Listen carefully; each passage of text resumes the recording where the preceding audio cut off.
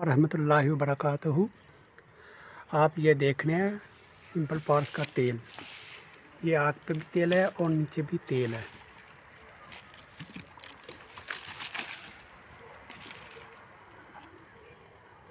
ठीक है, ये तकरीबन वज़नी है, काफ़ी वज़न है इसका। ठीक है, ये अपना गुलाम मुस्तफ़ा लगाड़ी साहब के बेटे की फरमाइश पे उन्होंने मुझे कहा था कि मुझे कमेंट्स आए हैं कि सिंपल फार्स का तेल बताया जाए जो कैमुन्नार, ऊपर भी तेल और नीचे भी तेल हो। ये है तकरीबन मेरे पास, कोई तकरीबन मेरा ख्याल इसका वज़न होगा 3-4 किलो के करीब है। ठीक है, क्योंकि मैं जो भी चीज़ बनाता हूँ बड़े पैमाने पर बनाता हूँ। इसको आप तांबे को लगा के तांबे को तेज़ाबी भी कर सकते हैं और तांबे को सफ़ेद भी कर सकते हैं।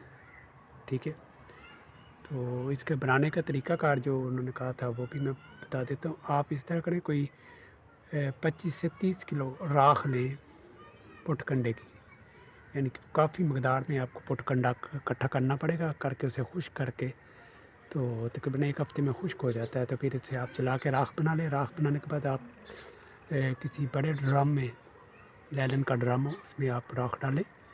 डालने के बाद आप उसमें पानी डालें तकरीबन राख से 4 गुना ज़्यादा, और रोज़ उसे आप मिक्स करें दिन में 2-3 बार 4 बार। तो 3-4 दिन के बाद, चाहे 1 हफ़्ते के बाद आप उसे क़याम दें 1-2 दिन का। फिर ऊपर का पानी आप नितार लें। किसी स्टील की कढ़ाई में आपने जितना भी सिंपल फार्स 4 किलो 5 किलो 10 किलो डालना है, डाल के ये पानी आप डालते जाएँ और नीचे आग पकाते जाएँ।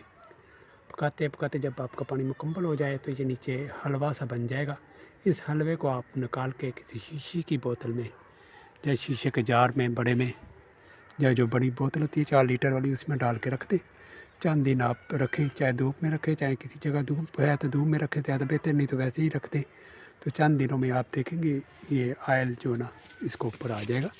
ठीक है, फिर आप इस आयल को पुल लें और नीचे का मुआद आप साइड पे कर लें। तो फिर ये आपका आयल तैयार है। ठीक है, ये कैमुन्नार तेल, जाड़ी, साड़ी, हर चीज़, हर ख्वाहिश इसमें मौजूद होंगे। बनाएं, और इसके बहुत ज़्यादा फ़ायदे हैं, बहुत ही ज़्यादा फ़ायदे हैं।